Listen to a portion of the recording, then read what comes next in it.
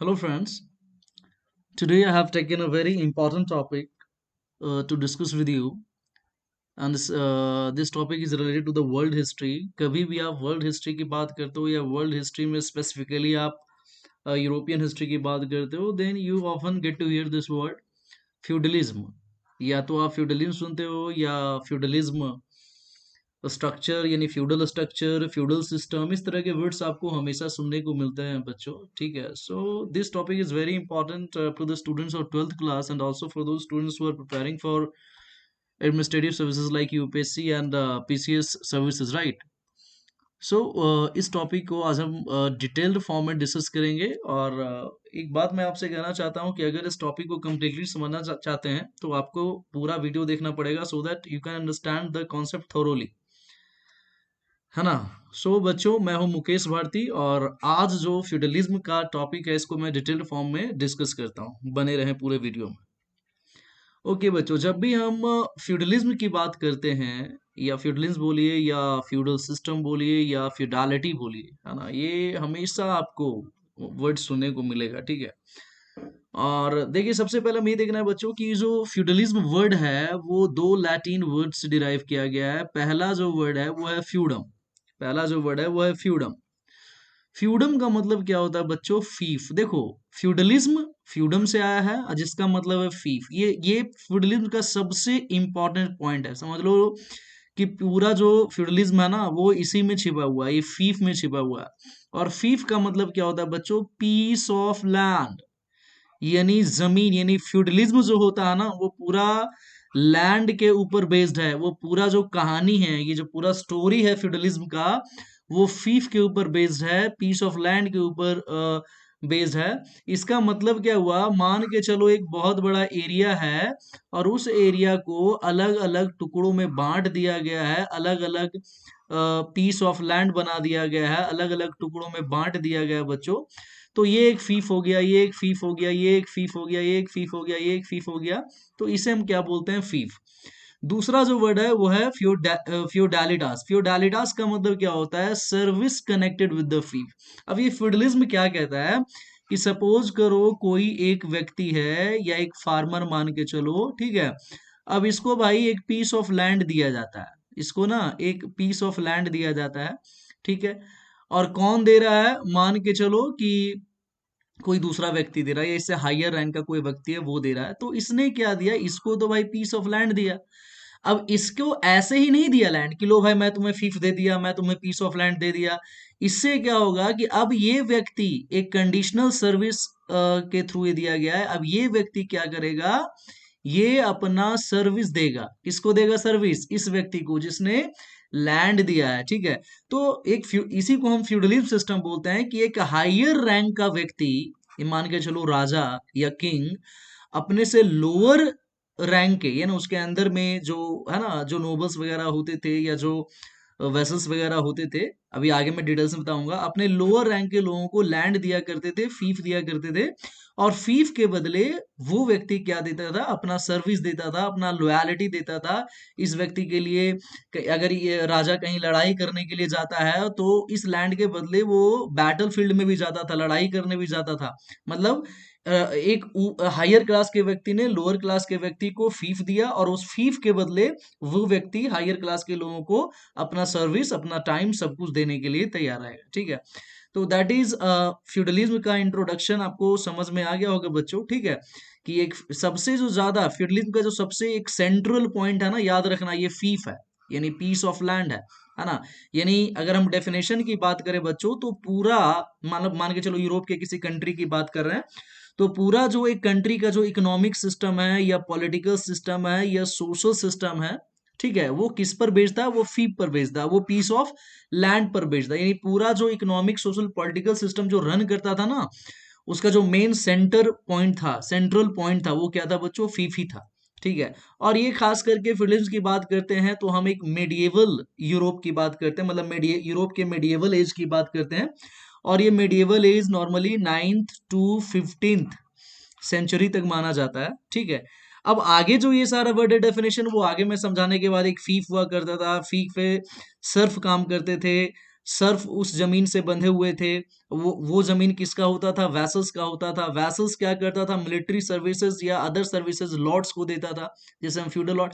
तो ये पूरा जो डेफिनेशन है वो अभी नहीं समझ में आएगा एग्जैक्टली, मैं आगे कुछ बताता हूँ, उसके बाद ये ऑटोमेटिक समझ में आ जाएगा।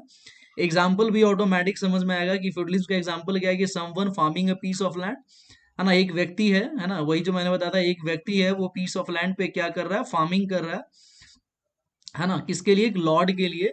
और उसको प्रॉमिस करता है कि serve under the lord in a war in exchange for getting to live on the land and receiving protection, है ना, यानी उसको जमीन मिला है और जमीन उसको खाने के लिए दे रहा है, और वो व्यक्ति उसको प्रोटेक्शन भी देगा इस फार्मर्स को, इसके बदले वो क्या करेगा? वॉर वगैरह में अपना क्या देगा? सर्विस देगा। तो ये सारी चीजें आगे आपको बेस्ट तरीके से क्लियर होगी, बने रहे। अब देखिए, ये पूरा जो फिडलिज्म टॉपिक है बच्चों ना, वो आपको इस सिस्टम के थ्रू समझ में आ जाएगा। ये सिस्टम को ध्यान से देखें, यही है पूरा फ्यूडलिज्म, या यही है आपका फ्यूडल सोसाइटी। देखो, सबसे पहले क्या है बच्चों? एक राजा, सबसे जो हायर रैंक जो होता था ना, सबसे जो किसी एरिया का मोनार्किकल सिस्टम का सबसे ऊपर क्या होता था? टॉप मोस्ट लेवल पे कौन होता था? राजा होता था। तो पूरा कंट्री, यानी मान के चलो अगर ये एरिया है, तो पूरा कंट्री, पूरा एरिया किसका है भाई? किंग का है। पूरा एरिया किसका होता था? किंग का होता था। लेकिन किंग पूरे उतने बड़े कंट्री को अकेला नहीं देख सकता था, पूरा देख रेख करना, पूरा मैनेज करना, king couldn't be able to do that. Okay, so king ने क्या किया कि अपने नीचे, किंग के नीचे कुछ लोगों, जो जो राजा के डायरेक्ट कांटेक्ट में थे, या उनके जो, यानी किंगहुड के जिनके अंदर ट्रेसेस होते थे, या उनके जो कांटेक्ट के लोग होते थे, जिन्हें हम नोबल्स बोलते थे, या उन्हें हम फ्यूडल लॉर्ड्स बोलते थे, ठीक है। तो ये राजा क्या करता था कि ये जो जमीन, जो मैंने बताया फीफ लैंड, या इसको मैंने क्या बोला था? फीफ, है ना। तो राजा क्या करता था कि पूरा इस कंट्री को, मैंने बताया था ना कि अलग अलग, एक मिनट रुक जाओ, है ना, कि जो अलग अलग कंट्री को अलग अलग फीफ्स में डिवाइड कर दिया, अलग अलग टुकड़ों में बांट दिया। ये बहुत बड़ा है, यहाँ पे तो बहुत छोटा ले रहा हूँ, ठीक है। तो ये लैंड या फीफ क्या करता था? अलग अलग, कुछ इसको दे दिया, कुछ इसको दे दिया, कुछ इसको दे दिया, कुछ इसको, अलग अलग नोबल्स, है ना, जिसे हम फ्यूडल लॉर्ड्स बोलते थे। तो पूरे कंट्री का बड़ा बड़ा प्रपोर्शन वाला फीफ है जो इन लोगों को, नोबल्स को दे दिया जाता था। तो देखो, लैंड तो चला गया किसके पास? नोबल्स के पास। नोबल राजा को क्या करते थे? पूरा कंट्री कौन चलाएगा? अब ये नोबल्स ही चलाएगा, यानी राजा पूरा एरिया, पूरा फीफ्स इनको दे दिया, ठीक है। अब ये नोबल्स क्या करेंगे? इसके बदले क्या देंगे? जो भी राजा को मनी, या जो भी उस समय का जो भी मनी होता होगा एक्सचेंज के लिए, मनी देंगे, या सर्विसेज के फॉर्म में या फूड के फॉर्म में जो टैक्स होगा वो देंगे, प्लस नाइट्स। देखो, ये वर्ड यहाँ पे नाइट्स का मतलब होता है, ये यहाँ पे जो फिगर देख रहे हो, नाइट्स, जो जिनको लड़ाई होता है बैटल में, वॉर में, युद्ध में, जिनको महारथी हासिल होता है लड़ाई करने के लिए, यानी योद्धा, आप इसको क्या बोलोगे? योद्धा। तो राजा तो क्या करता था भाई कि हमेशा फाइट करता रहता, दूसरे एरिया को कब्जे में करने की कोशिश करता रहता था। तो राजा की कभी भी लड़ाई होती थी तो उनको नाइट्स की जरूरत पड़ती थी, और ये नाइट्स राजा को कौन प्रोवाइड करते थे? नोबल्स प्रोवाइड करते थे, कहीं और से लेके, ठीक है। तो आपने क्या देखा? पहला सिस्टम में क्या देखा कि लैंड गया फ्रॉम किंग टू नोबल्स, और नोबल्स उसके बदले क्या दिए? Money and knights. किसको दिए? किंग को दिए। ये एक सिस्टम हो गया। अब देखो, फीफ तो इनके पास आ गया, ठीक है, ध्यान से समझना बच्चों, ठीक है। अब देखो, अब फीफ किसके पास आ गया? अब ये जमीन किसके पास आ गया? नोबल्स के पास आ गया। और राजा के सारे जो काम काज या जो भी सिस्टम है वो कौन देख रहा है? ये नोबल्स देख रहे हैं, ठीक है। अब ये नोबल्स क्या करते थे? अपने नीचे, और ये इन्हें फ्यूडल लॉर्ड्स भी बोलते थे, ठीक है। हो सकता है ये अपने नीचे और कुछ लॉर्ड्स को, या वो अपने नीचे और कुछ लॉर्ड्स को रख सकते थे, ठीक है। तो इनके नीचे भी अलग अलग लॉर्ड्स होते थे। तो ये जमीनें और दूसरे लॉर्ड्स को देते गए, वो किसी और लॉर्ड्स को देते गए, यानी इनके नीचे और भी सब लॉर्ड्स होते थे, और ये ओवर लॉर्ड्स बनते थे, ठीक है। बट उतना डिटेल में नहीं करना है आपको, सिंपल सा बात बता रहा हूं आपको। क्या ध्यान में रखना है कि अब लैंड इनके पास आ गया, नोबल्स के पास आ गया, या फ्यूडल लॉर्ड्स के पास आ गया। अब ये लैंड क्या करेंगे? नाइट्स को देंगे, यानी योद्धा को देंगे, ठीक है। अब ये जमीनें किसके पास? फ्यूडल लॉर्ड से कहाँ चला गया भाई? ये जो लड़ाई करने वाले लोग हैं बैटल में, जो राजा के लिए बहुत इंपॉर्टेंट है, किंग के लिए बहुत ज्यादा इंपॉर्टेंट है ना। अब ये नाइट्स भी होंगे, नाइट्स ही होंगे जो इस किंग के लिए बैटल फील्ड में फाइट करेंगे, या ये नाइट्स ही होंगे जो किंग के लोगों की, है ना, जो राजा के लोग होंगे, राजा की जो प्रजा होगी, सबकी रक्षा प्रोटेक्शन भी कौन करेगा? नाइट्स करेगा। तो ये नोबल क्या करता था? लैंड दे देता था। किसको दे देते थे? ये नाइट्स को दे देते थे। नाइट्स इसके बदले क्या देते थे? Protection and military services. किसको देते थे? नोबल्स को। नोबल किसको देता था? राजा को, है ना। यानी ये चीजें इधर से कहां जाती थी? राजा के पास, किंग के पास जाती थी। तो अब लैंड इधर आ गया। अब ये नाइट्स क्या करते थे? नाइट्स ये लैंड देते थे किसको? फार्मर्स को, जिन्हें हम सर्फ्स बोलते थे। बच्चे देखो, बहुत इंपॉर्टेंट टर्म, इनको हम सर्फ्स बोलते थे या इनको हम पीजेंट्स, किसान बोलते थे, जो जमीनों पे काम करते थे। तो ये नाइट्स क्या कहते थे? ये लैंड यानी फीफ्स दे देते थे किसको? सर्फ्स को या पीजेंट्स को, और उसको बोलते थे कि मैं, ये मेरे जमीन पे काम करो, मैं तुम्हें प्रोटेक्शन भी दूंगा, मैं तुम्हारी रक्षा भी करूंगा, तुम्हें कोई नुकसान नहीं करेगा, तुम्हें कोई एक्सप्लॉइट नहीं करेगा, ठीक है, मैं तुम्हारे ऊपर हूं। ठीक है। तो ये फार्मर्स उस पे खेती करते थे, अनाज उगाते थे, सीरियल्स ग्रो करते थे, और ये फूड के फॉर्म में या अपने सर्विसेज के फॉर्म में किसको दे देते थे? नाइट्स को देते थे। यानी ये खेती भी करते थे, जरूरत पड़ने पे अगर इनको फाइट करना पड़े राजा के लिए, तो इनकी तरफ से ये राजा के लिए क्या करते थे? फाइट भी करते थे। तो इसी को हम बोलते हैं फूड एंड सर्विसेज देना। ठीक है। तो यहाँ पे बच्चों आपको क्या समझ में आ रहा है कि पूरा सिस्टम, यानी फीफ, यहां से फीफ गया नोबल्स के पास, नोबल ने उनको मनी एंड नाइट्स दिया। यहां से फीफ गया नाइट्स के पास, नाइट्स ने प्रोटेक्शन और मिलिट्री सर्विसेज दिया। यहां से फीफ गया किसके पास? सर्फ्स के पास, पीजन, सर्फ और पीजन्स के पास, और सर्फ और पीजन्स ने फूड्स एंड अपना सर्विसेज दिया। यानी पूरा जो ये सोसाइटी है, देख रहे हो यहाँ पे, ये जो पूरा सोसाइटी है, इसी को हम फ्यूडल सोसाइटी बोलते हैं। फ्यूडल सोसाइटी का मतलब हो गया वो सोसाइटी जो फीफ पर बेस्ड है। फीफ का मतलब किस पर बेस्ड है? फीफ पर बेस्ड है। और इस फीस के कारण हर तरह की सर्विसेज मिल रही है, एक दूसरे के लिए लोग काम कर रहे हैं, एक दूसरे के लिए लोग ऑब्लाइज्ड हैं। ठीक है। तो इसी को आप फ्यूडल सोसाइटी बोलते हो, है ना। तो सबसे ऊपर हो जाता था किंग, उसके बाद हो जाते थे नोबल्स, फ्यूडल लॉर्ड्स, या इसी को हम बैरन्स भी बोलते थे। ठीक, ठीक है। तीसरे नंबर पे हो जाते थे नाइट्स, योद्धा, फाइट करने वाले, और सबसे लोअर रैंक के जो लोग हो जाते थे वो सर्फ्स और पीजेंट्स हो जाते थे। और इसी को हम क्या कहते हैं बच्चों? फ्यूडलिज्म बोलते हैं। इसी को आप क्या बोलते हो? फ्यूडल सोसाइटी बोलते हो। ठीक है बच्चों। अब देखिए यहाँ पे आपको डेफिनेशन इजिली आपको समझ में आ जाएगा, जो मैं डेफिनेशन आपको बता रहा था करने के लिए, कि व्हाट वाज फ्यूडलिज्म। ये एक ऐसा इकोनॉमिक, पॉलिटिकल और सोशल सिस्टम था। ठीक है। ये ऐसा इकोनॉमिक, पॉलिटिकल और सोशल सिस्टम था, है ना, इन विच लैंड यानी फीफ, जिस पर कौन काम करते थे? सर्फ। और वो जो सर्फ थे वो जमीन से बंधे होते थे, मतलब उनका काम था उसी जमीन पे काम करना, वो अपने जमीन को छोड़कर कहीं और नहीं जा सकते थे, वो बंधे होते थे, टाइड होते थे उससे। आगे मैं और बताऊंगा। और वो जमीन किसका होता था? वैसल्स का होता था, in exchange for military and other serve. अब यहाँ पे एक वर्ड आ गया वैसल्स, ये भी मैं आपको क्लियर ही कर देता हूं। देखो, ये हायर रैंक का हो गया किंग। किंग ने किसको लैंड दिया भाई?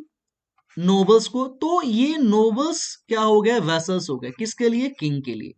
अब यहाँ पे देखो, इसने लैंड किसको दिया? नाइट्स को। तो नाइट्स क्या हो गया? वेसल्स हो गया। किसके लिए? लॉर्ड्स के लिए। अब नाइट ने फीफ किसको दिया? पीजेंट्स को। तो पीजेंट्स क्या हो गए? एक तरीके से वेसल्स हो गए। किसके लिए? नाइट्स के लिए। तो वेसल्स का मतलब वो लोग हुए जो अपने लॉर्ड से या किंग से फीफ रिसीव कर रहे हैं और उसके बदले सर्विसेज देने को, लॉयल्टी सर्विसेज या जो भी वो लॉर्ड मांगता है वो देने के लिए तैयार है, तो उन्हें हम क्या बोलते थे? वैसल्स बोलते हैं। तब आपको समझ में आ गया था, समझ में आ गया होगा बच्चों कि ये एग्जैक्टली फ्यूडल सिस्टम फीप पे काम करता है, पीस ऑफ लैंड पे काम करता है, और उसी से कनेक्टेड सारी सर्विसेज हैं जो फीफ के कारण ही दी जाती है। अब देखो यहाँ पे आपको यूरोपियन, अगर हम फ्यूडलिज्म की बात करें तो ये पिक्चर आपको सही से बताता है। ठीक है। देखिए, सबसे ऊपर क्या हो गया? किंग, उसके बाद नोबल्स हो गए, या नोबल्स की कैटेगरी में चर्च ऑफिसर्स आते थे, उसके नीचे नाइट्स हो गए थर्ड कैटेगरी में, फोर्थ कैटेगरी में पीजेंट्स हैं जो काम करते हैं फील्ड्स वगैरह पे, जो देख रेख करेंगे फील्ड्स का। ठीक है। या फ्यूडल सिस्टम को इधर देख लिए, किंग ने लैंड दिया, किसको दिया? बैरन्स को। मैंने बताया था बैरन्स या फ्यूडल लॉर्ड्स या नोबल्स बोलते थे। और नोबल्स ने क्या दिया? Money and knights. फिर बैरन्स ने किसको लैंड दिया? नाइट्स को। नाइट्स ने क्या दिया? Protection of military services. Knights ने लैंड किसको दिया? पीजेंट्स को। पीजेंट्स क्या प्रोवाइड कर रहे हैं? Food and services. तो यही है पूरा फ्यूडल सिस्टम, इसी की बात करता है। सेम यहाँ पे आप देख लो यहाँ पे इस फिगर से भी, लैंड किंग से किधर? नोबल्स के पास। नोबल से मनी है नाइट्स किंग के पास, फिर नोबल से लैंड किसके पास जा रहा है, नाइट्स के पास, नाइट से मिलिट्री सर्विसेज लॉर्ड्स के पास, फिर फिर नाइट से लैंड या फीफ किधर जा रहा है, पीजेंट्स के पास, पीजेंट से फूड एंड सर्विसेज किसके पास, नाइट्स के पास। तो ये चीजें यही थी जो सर्कल में काम, एक तरफ सर्विसेज मूव कर रही हैं और एक तरफ क्या हो रहा है, लैंड यानी फीफ मूव कर रहा है। तो यानी एक तरफ आप किसकी बात कर रहे हो, फ्यूडल सिस्टम में फीफ्स की बात कर रहे हो, और दूसरी तरफ डिफरेंट काइंड ऑफ सर्विसेज या लॉयल्टी। लॉयल्टी का मतलब क्या है बच्चों, कि ये जो पीजेंट्स हैं वो नाइट्स के प्रति लॉयल रहेंगे, धोखा नहीं देंगे, है ना, और जो नाइट्स हैं वो अपने लॉर्ड्स के प्रति या किंग के प्रति लॉयल रहेंगे, जो नोबल्स हैं वो राजा के प्रति लॉयल रहेंगे, है ना। तो इस तरीके से सर्विसेज और लॉयल्टी की बात की जाती है किसके बदले, फिफ्स के बदले। This is all about feudal system. अब देखिए, जब भी हम फ्यूडल सिस्टम की बात करते हैं तो उसके कुछ फीचर्स की बात करते हैं। ये फीचर ऑलरेडी मैंने बताया था कि सबसे टॉप मोस्ट पे क्या होता था, किंग होता था सबसे टॉप मोस्ट पे, ठीक है, और उसके नीचे नोबल्स या बैरन्स होते थे, और उसके नीचे नाइट्स होते थे, ये मैंने बता दिया। दूसरे पॉइंट पे सबसे लोअर कैटेगरी में, लोअर स्ट्रेटा में कौन होता है, सर्फ्स या पीजेंट्स होता है, ठीक है। फ्यूडल सिस्टम में सबसे लोअर कैटेगरी सर्फ्स का होता है। तीसरा देखो यहाँ पे कैसल्स की बात होती है, कोई बहुत ही इंपॉर्टेंट वर्ड है कैसल, ठीक है। ये चीफ कैरेक्टरिस्टिक ऑफ फ्यूडलिज्म का, ये क्या होता है मैं आगे बताऊंगा। जो किंग यानी जो मोनार्क होता था, जो किंग एक बहुत बड़े महल में रहता था, ठीक है, और उसी महल को, उसी फोर्ट को हम क्या बोलते थे, कैसल बोलते थे, है ना। किंग भी उसमें रहता था, फ्यूडल लॉर्ड भी उसमें रहते थे, है ना, उसी को, उस महल को, आगे मैं पिक्चर भी दिखाऊंगा, कैसल बोलते थे। उसमें लिविंग हाउस भी होता था, मतलब लॉर्ड्स वगैरह किंग उसमें रहते भी थे, और कोर्ट भी, लॉर्ड का या किंग का जो कोर्ट होता है वो कैसल में ही होता था। किसी भी तरह के इंसाफ की बात हो या कुछ लोगों को बुलाकर कुछ बताना हो या कुछ करना हो तो कोर्ट वहीं पे था, कैसल्स में ही होता था, ठीक है। उसके बाद क्या देखना है बच्चों, ना, ये तो तीन कैरेक्टरिस्टिक हो गया, ये तो रैंक की बात हो गई, सबसे ऊपर किंग हो गया, उसके बाद बैरन्स, नाइट्स, उसके बाद हो गया सर्फ्स, उसके बाद एक कैसल होता था फ्यूडलिस्ट सिस्टम में, जो किंग या लॉर्ड का लिविंग हाउस और कोर्ट होता था। उसके बाद किंग क्या होता था, बैरन्स को लैंड देते थे, और जो बैरन्स है वो आर्मी ट्रूप्स प्रोवाइड करता था, ठीक है। बैरन्स लैंड नाइट्स को देते थे या अपने वैसल्स को देते थे नाइटहुड के लिए, लड़ाई करने के लिए। और जो लास्ट में जो नाइट है, जो योद्धा है, वो सर्फ्स को देते थे, और सर्फ्स क्या करते थे बच्चों, नाइट्स को या उसके अपर रैंक के लोगों को अपना सर्विसेज या फूड प्रोवाइड करते थे। तो ये तो, अब देखो यहाँ पे कुछ टर्म्स हैं जो बहुत ज्यादा जरूरी हैं, आपको टेंथ क्लास के बुक में भी इस वर्ड का यूज किया गया है, जैसे सर्फडम वर्ड का यूज किया गया है टेंथ क्लास में, या आपका फ्यूडलिज्म वर्ड का यूज किया गया है टेंथ क्लास में, या आपका मेनोरियल रूल का बात किया गया। तो कुछ कुछ वर्ड्स हैं जो दे देते हैं, इसलिए मैंने सारे टर्म्स को अलग से समझा दिया है बच्चों, ठीक है। तो देखो सबसे पहले हमें समझना है बच्चों ये कि सर्फडम, तो देखो सर्फडम जो वर्ड निकला है ना, वो सर्फ से निकला है ना, सर्फ से, या सर्फ्स किसकी तरह हुए, एक तरीके से इसको क्या बोल सकते हैं, पीजेंट्स, पीजेंट्स की तरह हुए। अब ये सर्फ्स क्या होते थे, कि जैसे कि मान के चलो ये एक सर्फ है, ठीक है, ये एक सर्फ है भाई, ठीक है, इसको ध्यान से समझना, और इनको एक लैंड दे दिया गया और इन पर इनको काम करना है। अब ये क्या होते थे ना, ये इस लैंड से टाइड होते थे, बंधे हुए होते थे। बंधे हुए किस फॉर्म में, कि अब ये इसी जमीन से बंधे हुए हैं, मान के चलो इसका ओनर कोई और है, ठीक है, तो ये सिर्फ इस जमीन पे काम कर रहा है, इस ऑनर के अंडर में। अगर ये ऑनर जमीन बेच दे और कोई और ऑनर आ जाए, तो अब ये किसके लिए काम करेगा, इसके लिए काम करेगा। यानी कहने का मतलब लैंड के साथ साथ ये सर्फ भी बेच दिए जाते थे, यानी एक जमीन किसी का तो ये सर्फ भी किसी का हो गया। यानी ये क्या होता था, ये जो सर्फ्स होते थे वो लैंड से टाइड हो जाते थे, ये इस जमीन को छोड़कर नहीं जा सकते। मतलब मालिक चेंज होता रहेगा, लॉर्ड्स चेंज होते रहेंगे, बट ये इसी जमीन पे काम करेगा। तो एक तरीके पूरा स्लेव नहीं, बट एक तरह का स्लेव होते थे, ये जमीन का स्लेव होते थे, ठीक है। तो सर्फ्स पीजेंट्स, ठीक है। तो देखो इसके बारे में क्या, सर्फ्स क्या करते थे, सर्फ्स लैंड पे काम करते थे, किसके लिए, लॉर्ड के लिए, फ्री में काम करते, मतलब लॉर्ड इसको, मतलब देखो जैसे ये सर्फ है, ठीक है, ये सब सर्फ्स हैं, ये लॉर्ड के लिए काम कर रहे हैं, बट ये फ्री में कर रहे हैं, इनको पैसा नहीं दिया जाए, हाँ इनको रहने के लिए घर, रहने के लिए जमीन दे दिया गया है, आप रहिए यहाँ पे, आपको हम प्रोटेक्शन देंगे, आपको हम रक्षा करेंगे, आपको पैसा नहीं दूंगा, आप इसको प्रोड्यूस करिए, प्रोड्यूस करने के बाद जो सारा आपका प्रोडक्शन होगा वो लॉर्ड ले लेगा, आपको खाने पीने के लिए जो चाहिए वो आपको लॉर्ड, जितना आपको प्रोड्यूस चाहिए खाने पीने के लिए वो मिल जाएगा। ठीक है, तो पहला पॉइंट तो ये हो गया। दूसरा क्या है, देवर नॉट फ्री, मैंने बता दिया जमीन से बंधे हुए थे, ये लैंड से टाइड थे, ये बंधे हुए थे, वो छोड़कर नहीं जा सकते थे।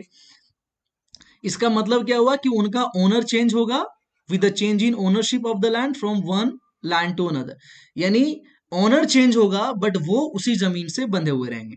और इसी सिस्टम को हम बच्चों क्या बोलते थे, सर्फडम। इसी को क्या बोलते थे, सर्फडम। तो आपको समझ में आ गया होगा, ये जो आप सर्फ्स को देख रहे हो, जो यहाँ पे ये लोग काम कर रहे हैं, यहाँ पे जो ये लोग काम कर रहे हैं, ठीक है, ये इस जमीन से बंधे हुए हैं, इनको एक पर्टिकुलर लैंड दे दिया गया, इसको छोड़ के नहीं जा सकते हैं। लॉर्ड चेंज हो सकता है बट इनको वहीं पे काम करना है, प्रोड्यूस करके फूड और अपना सर्विसेज लॉर्ड्स को प्रोवाइड करना है ना। तो ये सर्फ्स का कुछ पिक्चर्स हो गया, ठीक है। देखिए दूसरा पॉइंट देखिए बच्चों, कैसल, ये बहुत ही इंपॉर्टेंट, मैंने बोला था ये फ्यूडलिज्म का चीफ कैरेक्टरिस्टिक्स होता है, ठीक है, कैसल। तो कैसल का मतलब, ये आप महल देख रहे हो ना, ये कैसल हो गया, ठीक है। इसमें फ्यूडल लॉर्ड्स रहा करते थे, या इससे भी और अच्छे अच्छे कैसल्स में किंग रहा करते थे, ठीक है। इसमें फ्यूडल लॉर्ड्स, ये बहुत बड़ा हुआ करता था, इतना बड़ा हुआ करता था कि जरूरत पड़ने पे, या अगर कोई किसी दूसरे एरिया के लोगों ने अगर हमला बोल दिया, इन्वेड कर दिया, आक्रमण कर दिया, तो अपने लोगों को इस कैसल्स में छिपाया जा सकता था, ठीक है, रखा जा सकता था।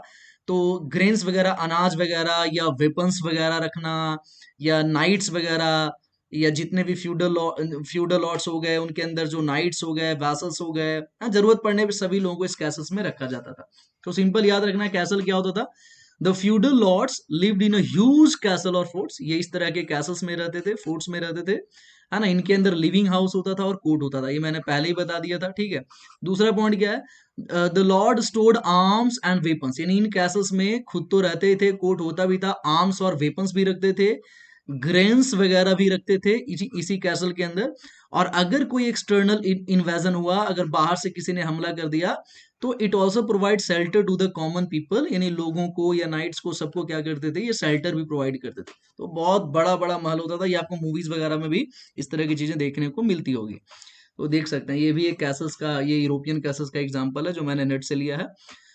उसके बाद देखिए बच्चों, एक बहुत दूसरा इंपॉर्टेंट टर्म है, मैनोर इसे बोलते हैं, या कभी कभी आपको बुक्स वगैरह में मैनोरियल रूल वगैरह भी शब्द देखने को मिलेगा। अब ये होता क्या है बच्चों, ठीक है। अब मैंने तो एक बता दिया था कैसल, ये तो पूरा महल हो गया, बट कैसल से रिलेटेड बहुत बड़ी जमीनें होती थी, है ना, जो फ्यूडल लॉर्ड के अंदर में होती थी, उसी को हम मैनोर बोलते थे, ठीक है। तो इस तरीके देख रहे हैं, ये बहुत बड़ा एरिया, ये बहुत बड़ा एरिया है, इसमें क्या है, फ्यूडल कैसल्स भी इसके बगल में रहेगा, वहां पे मैनोर लोगों को रहने का भी जगह होगा, यहाँ पे पैस्चर लैंड भी होगा, जानवरों को चरने के लिए भी जगह होगा, यहाँ पे देखो चर्च भी होगा, प्रिस्ट का हाउस भी होगा, मिल भी होगा, देखो यहाँ पे मिल भी है। तो बहुत बड़ा एरिया रहेगा, जो विलेज भी रहेगा, मतलब एक पूरा एक सिस्टम, मैनोर का मतलब एक पूरा सिस्टम, एक स्टेट टाइप का है, एक पीस ऑफ लैंड है जिसपे सारी चीजें होती थी, एक फ्यूडल लॉर्ड का होता था, ठीक है। तो यहाँ पे देख लिया कि the land associated with the castle, जिसे मैनोर बोलते थे, this was like a small state, एक स्मॉल विलेज, या ये स्टेट एक लैंड होता था, है ना, जिसमें जिसके मतलब कैसल्स के बगल होता था ये, इसमें कल्टीवेटेड लैंड भी, कल्टीवेशन के लिए भी लैंड होते थे मैनोर में, रहने के लिए भी जगह होता था बैरन्स का, यानी फ्यूडल लॉर्ड्स का, पास्चर लैंड भी होता था जानवरों के लिए, मिल भी होता था, जैसे ग्रेन्स वगैरह को पाउडर वगैरह में बनाने के लिए, या कन्वर्ट करने के लिए, अनाज को खाने के लायक बनाने के लिए मिल भी होता था, चर्च भी होता था, विलेज भी होता था, ये सारी चीजें एक मैनोर के अंदर होती थी, ठीक है। इस नेक्स्ट पॉइंट जो इंपॉर्टेंट है, अ फ्यूडल लॉर्ड हैड वन और मोर मैनोर्स, ये बहुत इंपॉर्टेंट है, यानी एक ही फ्यूडल लॉर्ड है, यानी एक फ्यूडल लॉर्ड है, एक लॉर्ड है, और उसके बाद एक मैनोर, दो मैनोर, तीन मैनोर, बहुत सारे मैनोर्स हो सकते थे, ठीक है। तो जितना ज्यादा मैनोर्स होता था, उन्हीं मैनोर्स को लेकर स्ट्रेंथ देखा जाता था। मान लो एक मैनोर्स के पास सेवन, एक फ्यूडल लॉर्ड के पास 7 मैनोर्स है, और एक फ्यूडल लॉर्ड के पास 12 मैनोर्स है, तो 12 मैनोर्स वाले को ज्यादा पावरफुल समझा, ज्यादा स्ट्रेंथ वाला समझा जाता था। तो इस तरीके से मैनोर समझ में आ गया कि एक ऐसा एरिया, एक फ्यूडल लॉर्ड के अंदर एक ऐसा एरिया, ठीक है, जिसमें ये सारे एक्टिविटीज होते थे, जहां पे सर्फ्स वगैरह काम करते थे, वहां रहते थे, वहां पे प्रोडक्शन करते थे, वहां जानवरों को रखा जाता था, उनको पैस्चर किया जाता था, वहां पे चर्च होता था, प्रीस्ट रहते थे, बैरन्स या फ्यूडल लॉर्ड्स के लिए रहने का भी जगह होता था। ये पूरे एरिया को हम क्या बोलते थे, मैनोर्स बोलते थे बच्चों, ठीक है। तो देखिए मैनोर का एक और पिक्चर मैंने ले लिया इस तरीके से। देखिए यहाँ पे एक कैसल है, कैसल के चारों तरफ ये जो एरिया है ना, ये सारा एरिया क्या है बच्चों, ये सारा एरिया हमारे लिए क्या है, ये मैनोर है, उन लोगों के लिए मैनोर होता था, ठीक है। एक से ज्यादा मैनोर भी हो सकते थे। अब देखिए फ्यूडल सोसाइटी, नेक्स्ट कैरेक्टरिस्टिक है फ्यूडल सोसाइटी, तो मैंने बता ही दिया फ्यूडल सोसाइटी क्या होता है। किंग होता है, वो फीफ इसको देता है, ये अपना सर्विस को देता है, ये फीफ इधर गया, यहाँ से फीफ इधर गया, ये सारी चीजें मैंने पहले ही डिस्कस कर लिया आप लोगों से, है ना। इस पूरे सिस्टम को हम क्या बोलते हैं, फ्यूडल सोसाइटी बोलते हैं। ये एक तरीके से पिरामिडल पैटर्न है। पिरामिडल पैटर्न का मतलब आपको पता ही है, पहले पे राजा हो गया, दूसरे पे बैरन्स हो गए, तीसरे पे नाइट्स हो गया, चौथे में सर्फ्स हो गया, ठीक है। तो ये सब मैंने बता ही दिया। सबसे ऊपर में किंग, उसके बाद बैरन्स, उसके बाद वैसल्स या नाइट्स जो इंडिपेंडेंट फार्मर्स टाइप के भी होते थे, और उसके बाद the lowest stratum the society projected the serfs. इस पूरे सिस्टम को हम फ्यूडल सोसाइटी बोलते थे। उसके बाद बोलते थे द नाइटहुड। द नाइटहुड यानी नाइट का मतलब आपको पता है, आपको पिक्चर से ही पता चल रहा होगा, जो वॉर वगैरह में या बैटल वगैरह में जो किंग की तरफ से, लॉर्ड्स की तरफ से फाइट करते थे, उन्हें नाइट बोलते थे। और उनके इस सिस्टम को हम नाइटहुड बोलते थे। तो नाइट क्या करता था, नाइट टुक ओथ, अभी देखो ये बहुत इंपॉर्टेंट है, अ नाइट टुक ओथ, वो कसम खाता था। जितने भी नाइट्स, जब वो नाइट बनते थे, जब योद्धा बनते थे, जब किसी लॉर्ड के लिए काम करने की बात हो, पहले वो कसम खाते थे कि मैं फाइट करूंगा। वो बोलते थे मैं फाइट करूंगा इनेमी से, है ना, टू प्रोटेक्ट द वीक, कमजोर। मतलब अगर राजा के सामने अगर ये नाइट ओथ ले रहा है, कसम खा रहा है, इसका मतलब है कि वो कसम खाता है कि मैं पूरे प्रजा का या वीकर सेक्शन का रक्षा करूंगा, ठीक है।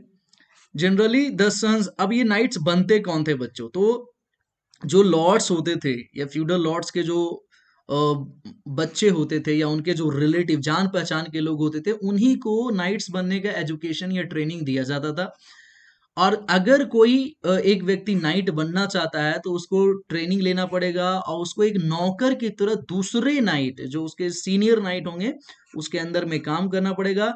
जब वो सही से नाइट्स का काम करना सीख जाएंगे, तब उन्हें एक बॉडी गार्ड के, मतलब जो ऊंचे रैंक वाले जो नाइट्स होते थे, उनके बॉडी गार्ड के रूप में उसे नाइट्स के फॉर्म में अपॉइंट कर दिया जाता था, ठीक है। नाइट्स का पिक्चर आप देख ही रहे हो, ये सब नाइट्स हैं, है ना। उसके बाद rights and duties of feudal lords. अब फ्यूडल लॉर्ड्स जो होते थे, जो मैंने बताया, जो देखो मैंने बोला कि सबसे पहले तो किंग हो गए, है ना। किंग पूरे एरिया को अलग अलग फ्यूडल लॉर्ड्स या नोबल्स, फ्यूडल लॉर्ड्स या नोबल्स को देते, ये सबसे ज्यादा पावरफुल होते थे। उसके बाद ही नाइट्स आते थे, या उसके बाद क्या आते थे, सर्फ्स आते थे। तो इनका क्या काम था, फ्यूडल लॉर्ड्स का क्या काम था, तो जो फ्यूडल लॉर्ड्स होते थे उसमें मोस्टली जो गवर्नमेंट, जो उस राजा का जो गवर्नमेंट होता था उसके काम करते थे।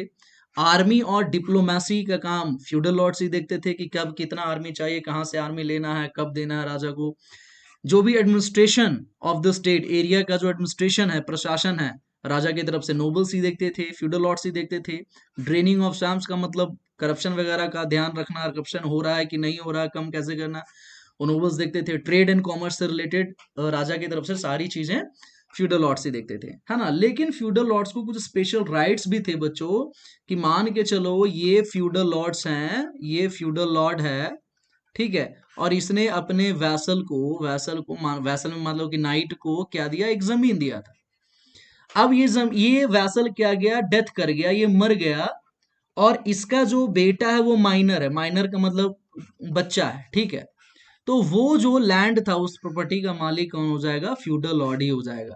यानी फ्यूडल लॉर्ड के अंदर में जो वैसल है, अगर वो माइनर को छोड़कर डेथ कर जाता है, तो उसका प्रॉपर्टी का मालिक दोबारा कौन हो जाएगा, फ्यूडल लॉर्ड हो जाएगा। लेकिन जब वो माइनर से मेजर बन जाएगा, जब वो बच्चा बड़ा हो जाएगा, तो ये वापस क्या करेगा, उस जमीन को लौटा देगा काम करने के लिए, ठीक है। तो कुछ स्पेशल राइट भी होते थे। वैसल्स के क्या ड्यूटीज होते थे भाई, वैसल्स के क्या ड्यूटीज होते हैं, वैसल्स तो मैंने बता ही दिया कि वैसल्स कौन होते, शुरू में बता दिया था। तो they had to be present in the court whenever the lord needed. जब भी लॉर्ड को जरूरत पड़ता था तो कोर्ट में हाजिर होना पड़ता था वैसल्स को। दूसरा, they accompanied his masters to the battlefield. जहां भी बैटलफील्ड है, जहां भी लड़ाई हो रहा है, तो वहां तक मास्टर्स के साथ जाना पड़ता था। कैसल्स, जो महल होता था, उसकी रक्षा भी करते थे वैसल्स लोग, ठीक है। दे हैड टू पे, हाँ ये इंपॉर्टेंट टर्म है, देख लो। दे हैड टू पे टू हिज लॉर्ड और master on the occasion of his, अगर लॉर्ड के डॉटर की शादी हो रही है या लॉर्ड का बेटा नाइट बनेगा तो उस समय उसके जो वैसल्स होते थे उनको पैसा देना पड़ता था, ठीक है ना। और ये वैसल्स ये सारी सर्विसेज क्यों देते थे लॉर्ड को, ताकि लॉर्ड क्या करता था, लॉर्ड वैसल्स को गारंटी देता था, सिक्योरिटी देता था लाइफ का, उनको फीफ देता था, प्रॉपर्टी देता था, ठीक है, कि अगर कभी एक्सटर्नल इन्वेजन होगा तो उनको रहने के लिए, छिपने के लिए जगह देगा, उनको जस्टिस देगा, उनकी सुरक्षा की जाएगी। तो ये वैसल्स की ड्यूटी थे बच्चों। हाँ, अब देखो इंपॉर्टेंट पॉइंट है, आपको जब आप फ्यूडलिज्म की बात करोगे तो सेरेमनी ऑफ होमेज की भी बात होती है। सेरेमनी ऑफ होमेज क्या होता है बच्चों? अब देखो, सेरेमनी ऑफ होमेज का मतलब होता है कि मान के चलो एक लॉर्ड है, लॉर्ड या किंग है, ठीक है, और उसने फीफ दिया किसको, नाइट्स को, नाइट्स को उसने फीफ दिया है, अपने वैसल को क्या दिया, उसने फीफ दिया। तो फीफ ऐसे ही नहीं देता है, पहले एक सेरेमनी होता है और उस सेरेमनी में ये नाइट्स कसम खाता है, राजा को प्रॉमिस करता है कि आज से मैं आपका आदमी हूं, आपके लिए मैं हर कुछ करूंगा, आपकी रक्षा करूंगा, आपको मैं अपना सर्विसेज दूंगा, आपके प्रति मैं लॉयल रहूंगा, एक कसम खाता है। उसी सेरेमनी को हम क्या बोलते हैं, सेरेमनी ऑफ होमेज। तो देख लो इसमें क्या, सेरेमनी ऑफ होमेज क्या होता था, this ceremony was organised to cement the bond between lords and the vassal, lords और वैसल के बीच में बॉन्ड्स को पक्का करने के लिए होता था।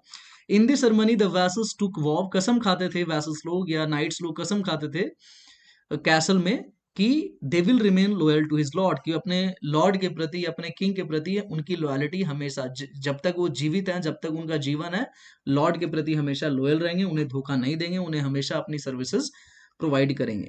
तो जो ये सेरेमनी होता था एक कसम खाने का, उसी को हम बोलते थे सेरेमनी ऑफ होमेज। और इसमें क्या होता था, किंग जो होते थे, किंग के हाथों में ये नाइट्स या वैसल अपने हाथ रखते थे और वो हाथ रख के ये कसम खाते थे। इस तरह के पिक्चर में देखो, होमे सेरेमनी में देख रहे हो, ये किंग है और ये नाइट्स है, किंग के हाथों में अपना हाथ रखकर अपने किंग का आदमी बन रहा है ये, ताकि ये लाइफ टाइम तक किंग के लिए क्या रहेगा, लॉयल रहेगा।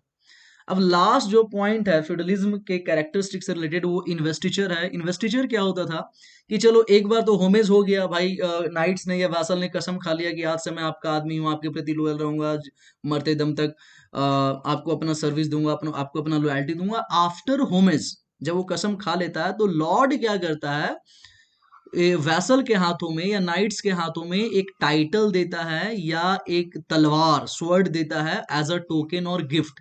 देख रहे हो, यहाँ पे क्वीन है, ये तलवार दे रहा है इस नाइट को, यहाँ पे ये लॉर्ड है, ये इस नाइट को क्या कर रहा है, तलवार दे रहा है, ठीक है। और साथ में एक लीगल डॉक्यूमेंट भी देता है, जैसे कि जो वैसल को तो अपने लॉयल्टी के प्रति राजा या लॉर्ड क्या देगा, जमीन दे रहा है ना, तो जमीन से रिलेटेड जो लीगल डॉक्यूमेंट है वो भी वैसल को दिया जाता है, उनको स्टाफ भी दिया जाता है, उसको एक फ्लैग भी दिया जाता है, वैसल्स को दिया जाता है, ठीक है।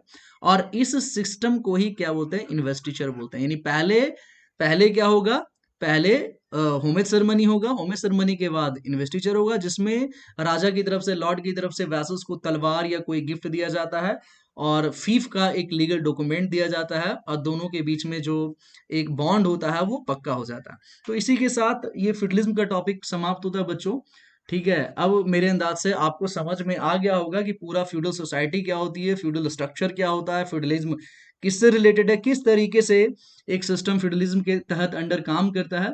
तो अगर आपको ये वीडियो अच्छा लगा हो तो वीडियो को लाइक करें, अपने दोस्तों के बीच में शेयर करें, don't forget to subscribe my channel, ताकि आगे आने वाले वीडियोस से रिलेटेड आपको नोटिफिकेशन मिल सके। So thank you very much for watching my video.